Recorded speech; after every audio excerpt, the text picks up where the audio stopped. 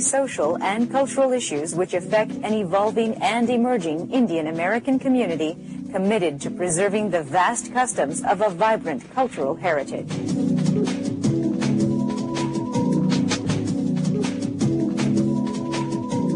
Hello and Happy New Year. Welcome to Darshan America. I'm Dinesh Verma, filling in for Ramesh, who's off this week. And I'm Sonal Verma. Thank you for having us in your homes today. Well, Sonal, we have a lot to talk about today, and I thought we'd start out by talking about what happened to Congresswoman Giffords in Arizona.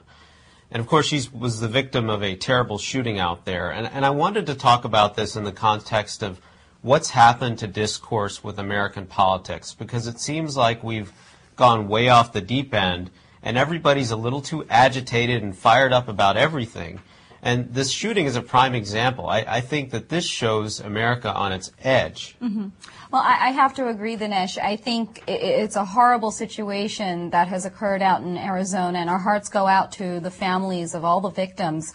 But the one thing that has been born out of this tragedy is now a nationwide discourse about the level of conversation, or the low conversation that we've been having for the past couple of years. And we saw this brought about several years ago, but it really took a turn for the nasty during the healthcare debate, when there was a lot of animosity, there was a lot of anger, and when people were going to the town hall meetings, the public was agitated and angry, and that just keeps festering and brewing. And I think, although we're not 100% sure that politics was really at the core of this situation, at least it's engaging us in this discourse. We're having a conversation about it.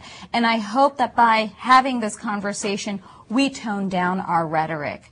The pundits out there on TV tone down their rhetoric. We display a little civility, a little maturity, and some respect for the people out there in Congress. Yeah, and what's important about this shooting is it actually resonated with all three branches of government. Yeah. It, of course, has affected Congress because Congresswoman Giffords was the victim here. And in addition, a federal judge was shot and killed. The chief judge of the U.S. District Court in Arizona was one of the victims. And, of course, President Obama has become, he's gone into this role of the consoling president, trying to console the families, the victims, and the whole country in the aftermath of the shooting. But, I hope this shooting serves to, like you said, tone everybody down a little bit and take a step back and say, hey, we can have a conversation, but let's be civil about it. Right. Right. And you know what? We can still have the Saturday Night Live sketches that make fun of our elected officials. We can still have the Jon Stewart show and the Daily Show, talking about these issues, and we can still lambaste them for various things that make us laugh. But there's a certain point that we have to reach where we realize that the laughter is going to stop and anger is going to set in. And I think we need to get to that point and realize when to turn back around and have a mature conversation. And there was a great article in the Washington Post about this, and it was written before the shooting occurred by Harold Ford, Jr., who is a politician from Tennessee. Mm-hmm. He used to be an elected representative from Tennessee. And he wrote about 5 things that every freshman lawmaker coming into Congress should know. And these points are important, I think, for everybody, not just the lawmakers.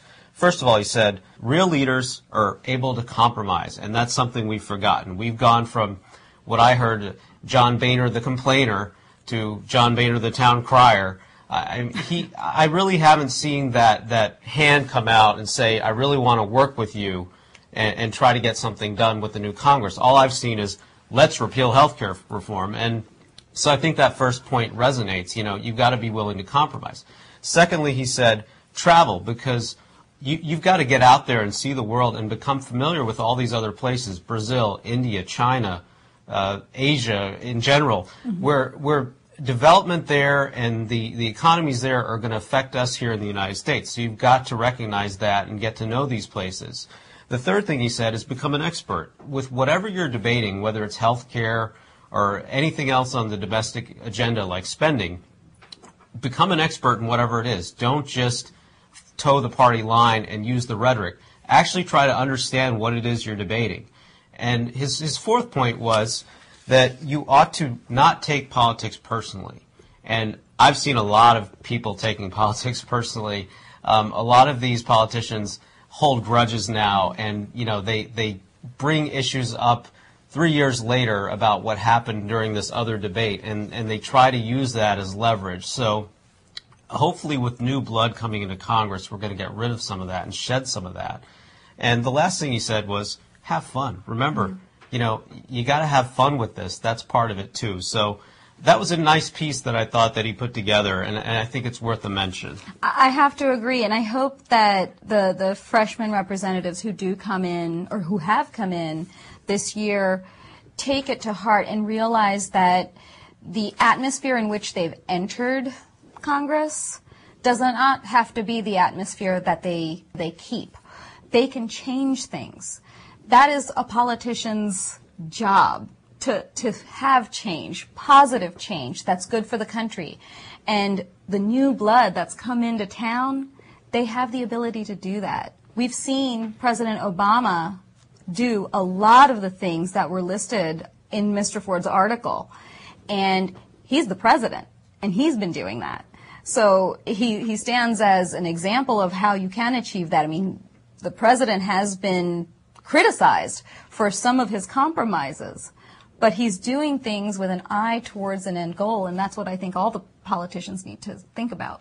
Well, President Obama just got his game on recently, in my opinion. I think the first 2 years of his presidency have been very uneventful, and now he's really got to start running his game. And he shaked it up a little bit in his own administration by announcing that Daley is going to be appointed as his new chief of staff, and he's a throwback to the Clinton administration as well as Obama's roots in Chicago. So it'll be interesting to see what a veteran player in politics is going to do as chief of staff for the Obama administration, and someone who's a little bit less controversial than Rahm Emanuel, less confrontational, I should say. Right. And then we also heard that Robert Gibbs is stepping down as press secretary, which, I view as a positive change as well, because personally, I never liked Gibbs. I never thought he had that type of personality that was engaging. He was always like an attack dog, biting back at the press, nipping at them almost. And I think the messages that he was trying to convey were always lost in that.